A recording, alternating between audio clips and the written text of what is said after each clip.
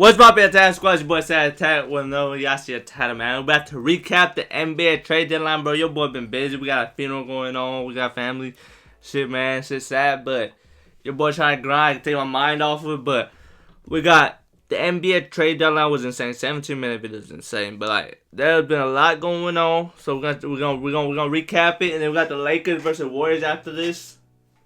Cause I already reacted a few. I just reacted to NBA All-Star Draft. I already reacted to RDC World. So we got your boy grinding today. The trade deadline has been out of control. So many high-profile Fox, title changing moves. So many. Is that him already? Oh, he's already playing. Fox. Oh, we already seen glimpse. Hey, when did he play his first game? Cause a lot of these people that just got traded haven't played. Like Luka, of course, not playing till I think Monday or next week, Monday. And then Jimmy Butler's, I don't think he played today. Who else? But Fox playing with the new team. Beginning, of course, with Luka Doncic to the LA Lakers. It's been a couple of days, and Fox and Victor gonna be nasty around this particular move. The Lakers get Luka, Maxi Kleber, Markieff Morris, and the Mavs get Anthony Davis, yeah, we know this one. We already know this Lakers one. first-round pick, and all the moves that have been made since still pale in comparison to this move in particular. Now we're getting video of Luka in his Lakers uniform. He's presumably going to be making his debut this Saturday, and in combination with some of the moves that the Lakers have made that we're going to talk about later, they've completely changed their roster over the last couple of days. They've used all the picks that they could have used. They completely changed their roster, and they're the 4th seed. Everything has changed for the Lakers because of the Luka trade. They're no longer reliant on LeBron and formerly Anthony Davis to try and chase a title. They're no longer relying on older players. They have this young superstar player that apparently the Mavs no longer wanted. The Mavs were concerned about Luka possibly leaving because of his contract situation. They were concerned about how his conditioning looked. They were concerned about the fact that he didn't play defense. And despite the fact that even with all those things in consideration, they made the finals 8 months ago. Out of all those reasons, the only reasonable explanation is Luka doesn't play defense. Like everything. That's the only true thing that they say. Luka's out of shape, bro. Luka's out of shape when y'all went to the finals, bro. Y'all was 4 games away. Y'all was 4 games away. Add a little bit more piece than y'all did. Y'all had Klay Thompson, but out of weight, like I said, overweight. They just made the finals. Contract-wise, he said that's some bullshit. He literally just bought a house there, so he was not gonna move. He just spent $15 million on a house, so he wasn't gonna move.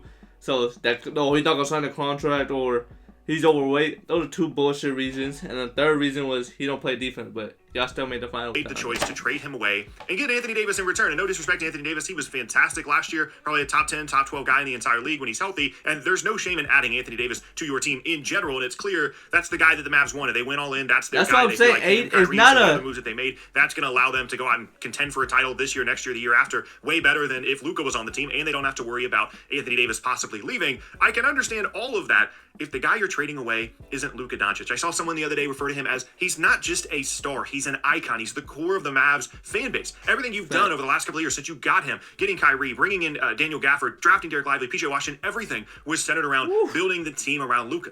And you don't trade away the center of your team, the core of your team, unless that guy asks out. He didn't ask out. They made the move anyway. I don't think I even need to give analysis on whether I like the deal or not. Everybody knows. Even with how bad that trade is, unless Mavs are still crazy this year or next year. They've got Kyrie, they've got Anthony Davis, they've got a couple of other guys. They're a crazy threat this year. They're going to be I'm gonna say that. I said that on my TikTok. In the postseason, that would be awesome. Top 3 there's team just in no the way you West. can defend this trade for the Mavs and for the Lakers. Talk about a lifeline. They were an old team that didn't have an outlet to being a contending team over the next couple of seasons in terms of having a young star at the center of it. And now they've got the 3rd, 4th best basketball player in the entire world on their team, and he's just 25 years old. An unbelievable deal for the Lakers. The next deal to talk about, of course, here is De'Aaron Fox to the San Antonio Spurs. The Spurs get De'Aaron Fox, Jordan McLaughlin. The Kings get Zach LaVine, the 2025 Charlotte first that won't convey a 2027 Spurs first, a 23. The Kings pairing up Zach LaVine and DeRozan. They just took the fucking Bulls from them, bro. They just brought the Bulls over. Minnesota first and 3 second-round picks, and the Bulls get Zach Collins, Kevin Huerter, Trey Jones, and their own 2025 first-round pick back. And the cool thing about this is we've already seen Fox debut for the Spurs, and I've got a video about that right here. And it's clear that this is going to work. It's going to fit really well. They've needed a perimeter creator, someone like De'Aaron Fox alongside Victor Wembanyama, and they got him, and he wants to be there. They're going to sign him to an extension. It's a fantastic situation for San Antonio to be in. Not to mention the fact they didn't even really have to give up all that much. They still have contracts like Keldon Johnson. They still have a bunch of firsts, obviously, that are their own, but they also have some Atlanta picks that they didn't have to trade away. Only having to trade away a Charlotte Charlotte pick that's going to become 2 seconds. So basically, they traded away 2 firsts, one of which was a pick they got for Minnesota, moving up to the 8th pick in the draft and getting Rob Dillingham, and the other was their own 2027 first, and presumably Fox going to be a couple other guys. They're going to be good in 2027. So that's not that big of a deal. An unbelievable deal for San Antonio, and one that pushes them up the Western Conference hierarchy a little bit for this season. Fox is going to be an awesome creator for them. I love the deal for San Antonio. Sacramento, I get why they made the move. It became clear to them, and not on the same level as the Luka thing with the Mavs in terms of the caliber of player, but similar situation. They felt like he was going to leave. They got an indication he was going to leave because he didn't sign the extension with them. So they Luka wasn't it's still not leave. great compensation. De'Aaron Fox is awesome, even with his contract situation, even with him making it clear that he wanted to go to San Antonio, preferably. Only getting 2 future firsts and then Zach LaVine is just not great in my opinion, because there were times last year where you would have had to attach a first round pick just to get rid of Zach LaVine and his contract, and if you take that into account, they got like 1 first round pick in exchange for De'Aaron Fox, which is not great. I don't love the trade for Sacramento, although I understand why they felt like they had to do it, and I actually like the move for Chicago. Not everybody does, but they get their That's kind of crazy how fast the Kings fell off this year. Now the protection is removed. Was it last year or 2 years ago when they were like a top 3 seed? I think it was 2 years ago, right? Not last year. It was 2 years ago. Everybody like, oh, the Kings are gonna be nasty, bro. This is the first year they're looking like how they should be, and then 2 years later, Mike Brown's out of there. De'Aaron Fox is out there. Like, it's crazy how teams just go are hella good 1 year and as they want to be the rest of the year. That could end up being a really nice selection for them. And then I think Zach Collins, Kevin Huerter, and Trey Jones collectively could get them something down the road, whether it be something close to a first round pick, couple of seconds. I don't think that's bad value for a guy in LaVine that, yes, is having a really good year, but they've tried to trade for like 2 years and have been unable to because the value just wasn't there. I still really like the move for Chicago. Next is another one that I think is really being overlooked that's going to be super important the rest of the year, and that is Kyle Kuzma to Milwaukee and Chris Middleton going to Washington. I really didn't understand this move. Is Chris Middleton that bad? Like, he really fell off that bad? Like, Kyle Kuzma, bro. We all know Kyle Kuzma. Bro's a Milwaukee meme, bro. He's a meme walker, bro. Bro is literally flight reacts in the NBA, but like, Kyle Kuzma? Why we act like, what? I like, overall, like, a couple years ago, I thought Chris Middleton was like that. He's definitely better than Kyle Kuzma, but apparently he fell off like that. Crazy, but Kyle Kuzma, let's see what you do on like a contender again. I'm not saying Kyle Kuzma's bad, but bro just makes some silly plays. Like, he's not bad, he's talented, but bro be making like boneheaded mistakes here and there. First round pick swap from Milwaukee, and the Knicks get DeLon Wright and some cash. We're not really going to talk about the Knicks part. For Milwaukee, people really like this move. They're into it. They think that Kyle Kuzma is going to be helpful. Obviously, he was a piece on the Lakers championship team in 2020, and moving on from Chris Middleton is something that a lot of people were into at this point. He's injury prone, he's getting older, and yes, he was a core, a big part of their title run in 2021, but it's just time to move on, and a lot of people's opinion from Chris Middleton and Kyle Kuzma provides them positional flexibility as someone that is definitely going to help them defensively more than someone like Chris Middleton. That's what everybody is saying. I'm not that into this move for Milwaukee. I understand that the value of Chris Middleton wasn't necessarily fantastic, and you only have to give up a pick swap, which is probably unlikely to actually be a swap for Washington. And then you have AJ Johnson, who was a first round pick. So it's like 1.5 first round picks, 1.25 first round picks if you account for the pick swap there. But I'm not a Kyle Kuzma guy. If I'm trying to contend for a title, Kyle Kuzma's not someone that I want to be my 3rd or 4th best player. I know that we literally saw it in 2020 in the bubble. And all he's done over the last couple of years is develop bad non-championship habits in Washington. This is a huge vote of confidence in Kyle Kuzma being a championship contender. That's what I'm saying. But hey, if I'm Kyle Kuzma, I kind of don't like it, you know what I'm saying? Like, that boy was chilling. Nobody watches Washington Wizards ball, so he gets to just go out there, just put on for the females, bro. Just go out there, just shoot whatever shot he gonna shoot. He's not gonna get benched or nothing. Shoot any shot, he could shoot it whenever, pull up, bro. Now he's gonna take a contender where everybody gonna be watching Bucks games. Or at least so we gotta lock back in over the last couple of seasons as you could possibly be. I like the lineup flexibility. I like the fact that this got them under the first apron and have some flexibility for some other moves. I understand all of that, but I just would have rather kept Chris Middleton, quite frankly. I would have rather had his contract potentially run out. He has a player option this offseason, then it runs out after that, than have a couple of years of Kyle Kuzma. I understand that it's a cheaper contract, it's cost controlled, and they just didn't want to have to cross their fingers and hope that Chris Middleton was healthy in the postseason. But for me, I don't love the deal for Milwaukee. For Washington, I really like it. I think AJ Johnson is the kind of guy you want to take a flyer on. He's still super young, and then you get the pick swap, and then Chris Middleton, who's going to stay on the team, you could trade him in the offseason, assuming he opts into a player option. There's still a lot of value potentially that they could get out of someone like Chris Middleton. Maybe a lot is strong, but there's still some value they could get out of Chris Middleton. Yeah. The only other thing I'll mention here for the Bucks is it's nice they get a little bit more front court. They get someone like Jericho Sims, and then a second round pick for a little bit of extra flexibility. But I like this deal way better for Washington and less for Milwaukee than it seems like most people do. Then we get to another big one. Of course, I'm telling you, this deadline was crazy. Jimmy Butler to the Golden State Warriors. The Warriors get Jimmy Butler. The Heat get Andrew Wiggins, Kyle Anderson, PJ Tucker, and a top 10 protected Warriors 2025. That's a W trade, but does it make the Warriors contenders though? probably got 6 or 7 Jimmy Butler videos on the channel over the last couple of months. Does that once make it became clear that him he didn't want to be there contender, anymore, though? and he was trying to force his way to Phoenix. The Phoenix thing fell apart. Then Golden State. Reportedly today, there was a deal that would have sent Kevin Durant to Golden State, would have sent Jimmy Butler to Phoenix, and would have sent something similar to this kind of package to Miami. That was a deal that was a real thing, and all it needed was for Kevin Durant to say he would like to go to the Warriors. I did not know that. I did not know that trade was done. I heard the rumors that Kevin Durant didn't want to go there, but I know it was to a point where he nullified it. Like, wow, he really don't fuck with Draymond like that. He really don't mess with Draymond. It's shit personal. Like, wow, because Kevin Durant's a better fit than Jimmy Butler. I'm sorry. Kevin Durant, Steph Curry, just fit. That offense is just deadly. That's a straight legendary offense right there. I'm struggling to speak right now, but like, wow, bro, really don't fuck with the Warriors / especially Draymond. Wow. And the Warriors were willing to put in a bunch of stuff and send that to Phoenix, and that ended up not happening. That deal fell apart because Kevin Durant said, I don't want to go to Golden State. They pivoted. They gave Jimmy Butler, they're willing to give him the 2-year, $121, whatever it is, $1 million extension, which is a massive number for him, of course. And finally, gave us the resolution that everybody wanted. Everybody wanted to see at some point Jimmy Butler go elsewhere, and he ends up in Golden State. For me, I'm not a huge fan of this deal for the Warriors. I don't think this really changes that much for their team. It's That's what I'm nice that they saying. get I some don't star think they power win. alongside Steph. It's clear that that's been a priority for them for a while, going back to Paul George, Larry Markkinen, of course, going after someone like Kevin Durant. And yes, it's nice they kept some other assets. Kuminga, Podziemski, not part of the deal. They have some other picks as well, but I don't think this really changes anything. Adding Jimmy Butler at this point in his career doesn't make the Warriors a top 3 team in the Western Conference. And So Andrew Wiggins really was what I solid just for them. said. Like, it's not like that's nothing. It's not like he was just a complete negative for them.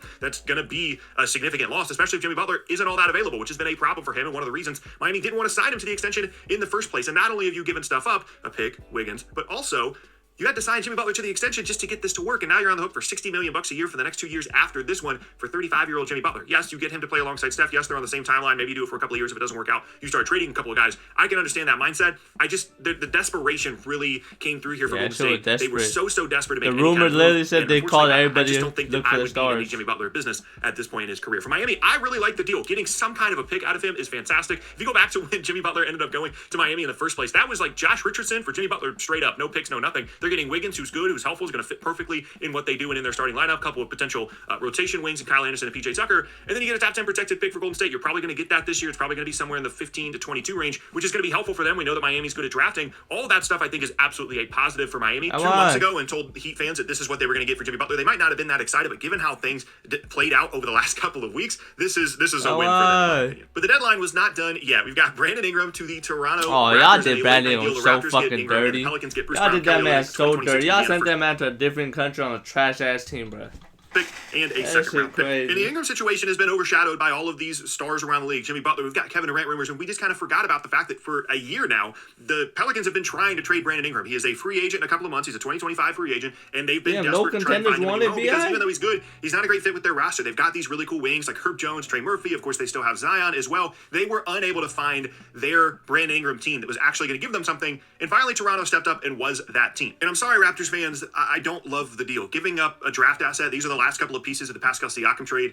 Bruce Brown is just a contract. Kelly Olynyk's just a contract. But you give up the pick just for the right to overpay Brandon Ingram. Like, you're looking at paying Brandon Ingram $40-50 million a year potentially. He's good, but considering where your team is at with the Scotty Barnes, RJ Barrett, just you're basically trying to recreate what the Chicago Bulls have been for the last 5 or 6 years, and you gave away a pick just for the right to overpay Brandon Ingram. I understand the talent play. Brandon Ingram's very good, but he's one of those guys that's good enough to have the ball a lot, but not good enough to lead you to anything significant in terms of postseason or team success. It's just not a move I would have done if I was Toronto. I would have found somewhere else to send the expiring contracts to maybe get some assets back, maybe take on some contracts for another team. I would have kept the Indiana first. You never know what's going to happen with that team because of Halliburton's back situation. They could fall apart. I just would rather have the pick than Brandon Ingram. So not surprisingly, I like the deal for New Orleans. Brandon Ingram was likely not going to be on their team in a couple of months. Every team around the league knew they were desperate to get rid of him, to get something for him. They tried for a year to get something, and to get an actual draft asset in exchange is fantastic for them. They get obviously expiring, but that doesn't matter because Ingram's probably going to walk. You get the first as well. You move on, you solidify your wing rotation. It's so much more clear to everyone now what your plan is moving forward, presuming that Zion continues to be healthy. You've got Trey Murphy, you've got Herb Jones. You don't have to worry anymore about, hey, is Brandon Ingram supposed to come off the bench? Is he going to play more than 40 games in a season? You've moved on from the Brandon. I do not care.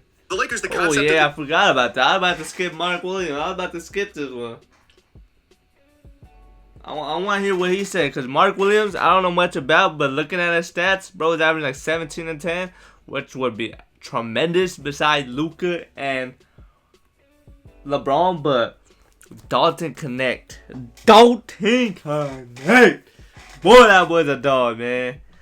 That shit hurts. They traded away Anthony Davis. They were looking at starting Jackson Hayes at the 5 for the rest of the year. That's just not something they were willing to do. They probably looked at Clint Capella, Nick Claxton. Apparently, they called on someone like Jalen Duren. They were looking for a 5 because even though they have Luka, and that's very exciting, Luka has not signed an extension yet, and you don't want the beginning of the Luka era to go poorly because you have no rim protection and you don't have a lob threat for him other than someone like Jackson Hayes. So they're aggressive in going out and getting a 5. And in general, Mark Williams is a really good option for them. He's young. He's been fantastic in the games that he's played. He fits well alongside the Luka timeline and rounds out their roster really nicely because they've got wings like someone like Dorian Finney-Smith. Obviously, you have perimeter creators and LeBron and Luka. Now you've got your rim protector, Mark Williams. You've got some decent depth. And now you start to look at this roster and think, hey, maybe they could do some things in the postseason with Luka at the center of it. It creates a very interesting situation. Lakers for Charlotte, Mark Williams, nice. although he's good, is a previous regime kind of guy. The front office has changed. The ownership has changed. And even though he's clearly very good, this was a sell high for them. Mark Williams has been awesome since he's come back this season from injury. You get a couple of picks, or a pick and a swap, I should say. You get another first, basically. Connect was not that long ago. And then Cam Reddish was just there for the contract. I still really like the move for Charlotte, and I can totally understand why they were willing to move on from him. Now, most people are obsessed with this deal for the Lakers because they love Mark Williams. They see his numbers. They see the stats that he puts up. They see that he's going to continue to improve because he's so young. Here's my problem. I have 2 problems with Mark Williams. One, defensive impact is not necessarily quantifiable right now, and his defensive instincts and his understanding, and quite frankly, his IQ understanding of what to do is not fantastic. Like, yes, he can be a rim protector, but in terms of positional defense, he's all over the place right now. He's played like 100 NBA games. He just does not quite understand how to play on the defensive end of the floor. Yeah, that makes me nervous for a guy that the Lakers are desperately going to be relying on, and their backup plan for as of this moment is, again, someone like Jackson Hayes. So it can work defensively, but I would be nervous about just assuming that it will. Then the other thing is, the guy doesn't play. He played like 20 games last year, 40 games as a rookie. He's played 20 games so far this year. He's on pace to play like 45 games. And if you're giving up multiple picks or multiple draft assets and Mark, connect, I'm gonna need you to lock in, Mark. Lock in, bro. They say you can't play. They say you're injury prone. They calling you street clothes. They calling you a bum.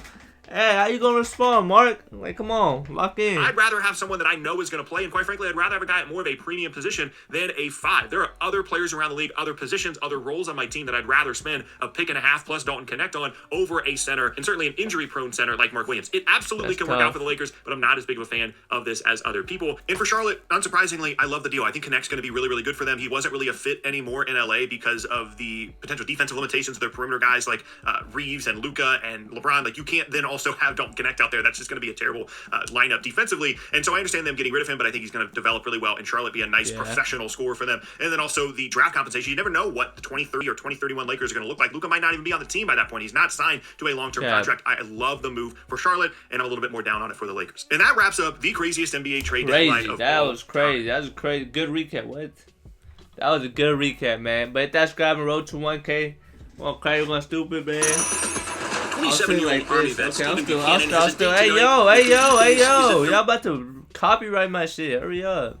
But we out here, man. We're gonna check out the Lakers Warriors, man. I've been grinding, but we out here.